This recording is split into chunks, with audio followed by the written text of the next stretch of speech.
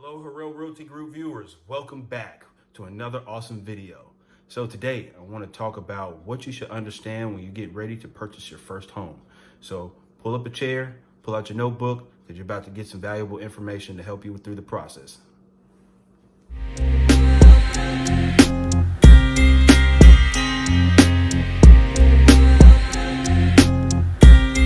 Welcome back.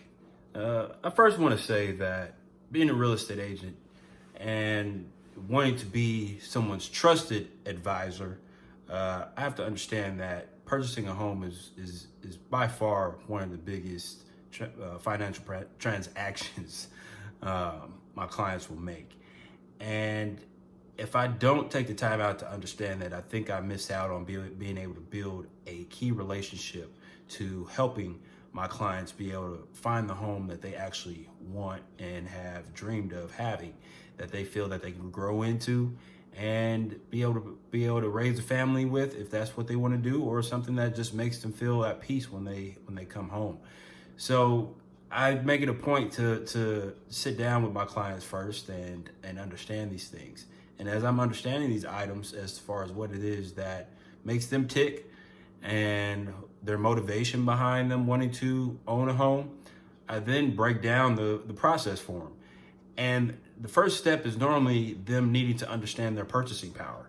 And what I mean by understanding their purchasing power, it goes to you understanding your credit, making sure that your credit is cleaned up enough so that you can purchase a home, so that you try to get the lowest interest rate as possible, or we could say the best terms possible.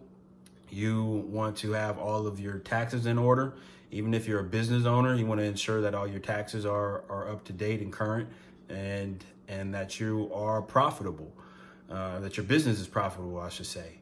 But as far as an employee, you most definitely want to ensure that you've had those 2 years of tax returns for the loan officer.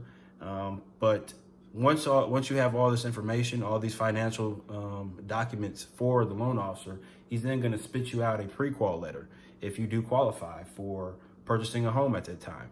If you don't end up qualifying for a home at the time, a good loan officer will tell you exactly what you need to do to get on track so that you can purchase that home that you're dreaming about getting.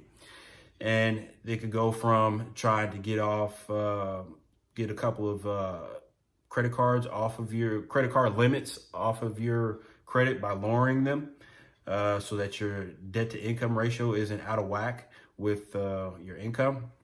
It could be trying to get some late payments taken care of. It can go to you having to add an additional credit card. Now, there are people that say, yo, I don't like credit cards. And I used to be one of those people. I say, yo, because I put my own self in some financial trouble at one time in my life. And I just shied away from credit cards. But as time went on, it was like, all right, I have to have a credit card because there's things that I need to do and it requires for me to have a credit card. So yes, you may have to add a credit card or two to your to your credit history, so that you can be in position to be able to get that home loan. But yeah, back to understanding the purchasing power.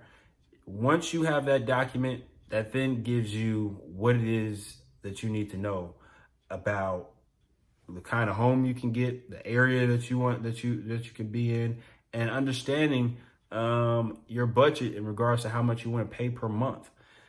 Because it's just like you looking for a house to rent or an apartment to rent. You always say, hey, I don't want to spend no more than $1,500 a month.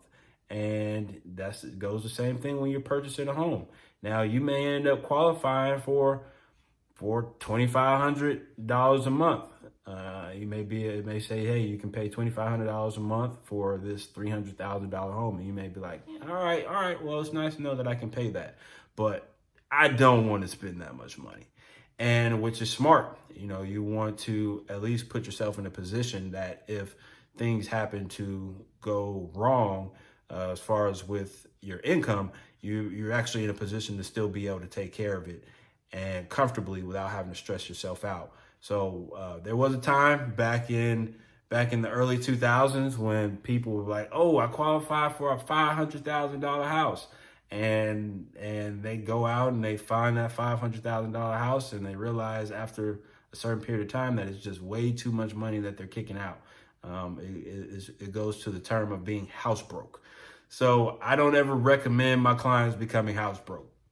I do try to advise them that, hey, you want to be in a comfortable position by still trying to find the house that you love, but don't put yourself in a position where you're kicking out more money than you actually can afford to do.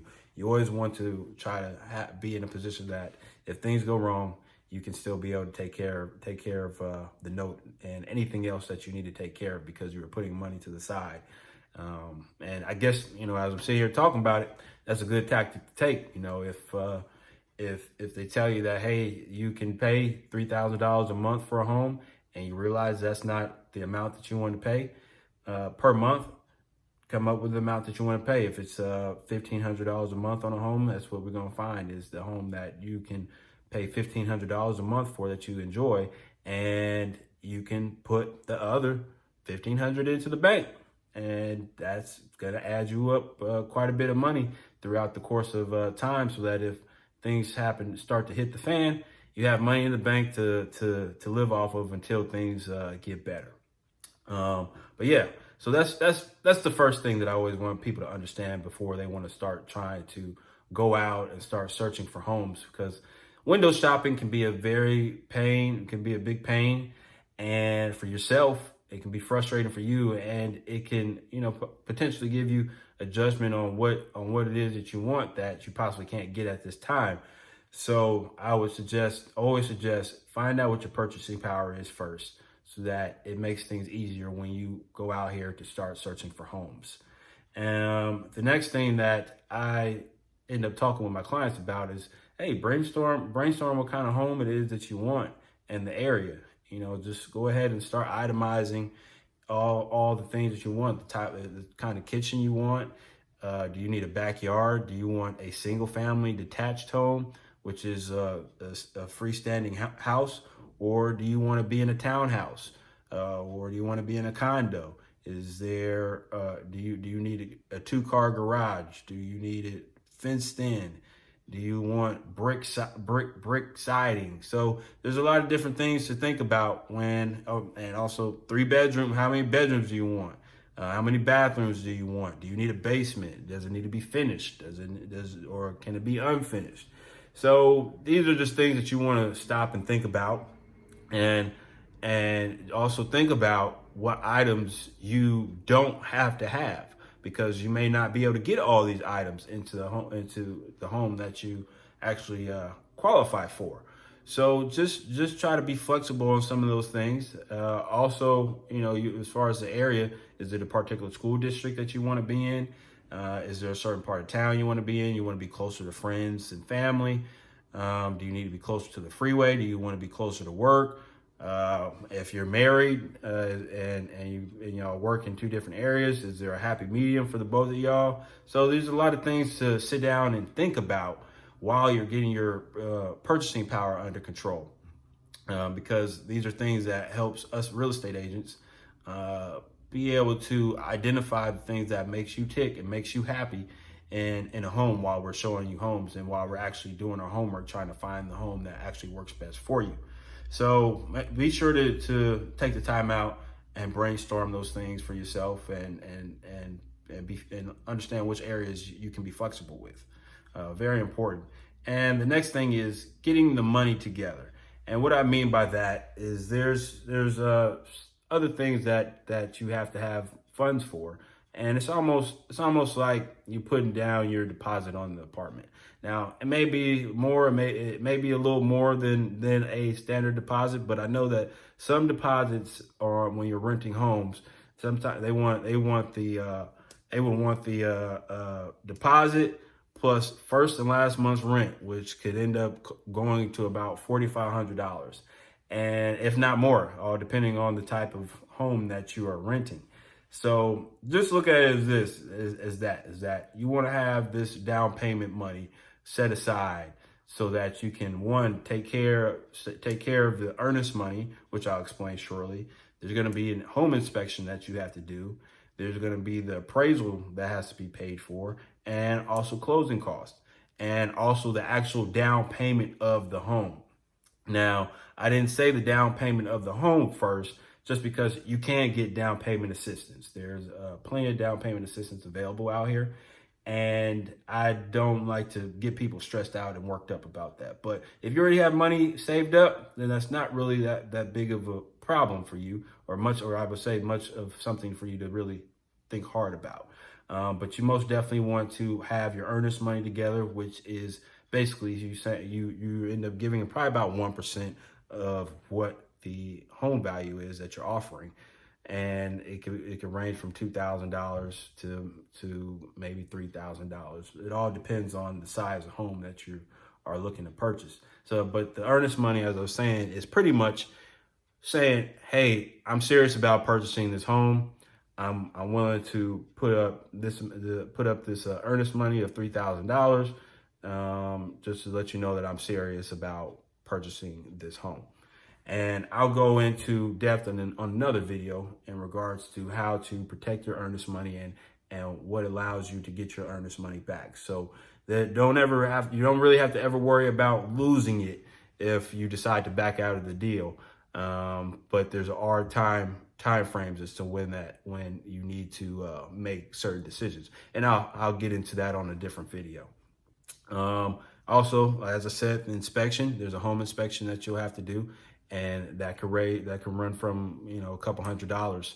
So you want to make sure that you have those funds together. There is the appraisal of the home, which, they verify that the amount that you are offering coincides with the values of the homes in the area. And finally are the closing costs. The closing costs could range from about 2 to 3% of the value of the home. And this is a number that us good real estate agents try to negotiate for the seller to try to contribute some of the closing costs to help you out. Now, there are times where a seller will be like, no, I'm not paying any closing costs at all. If you're serious about purchasing a home, you bring all your closing costs yourself. Or even if we're if it's a hot market and there's a lot of buyers interested in the home, it may be a point to where they may not be willing to pay closing costs. But there's many more times where the seller is willing to contribute towards your closing costs. So these are items that I wouldn't stress much about. I would just say, hey, if you're serious about, obtaining your goals, just start putting the items together. And, just start putting all these things in the proper perspectives so that you're prepared once you're ready to pull that trigger. Okay.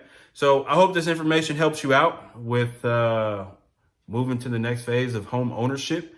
If there are any questions, please feel free to reach out to me via email at paul@harrelatl.com, or just send some comments on this here video. I will respond to them as best I can.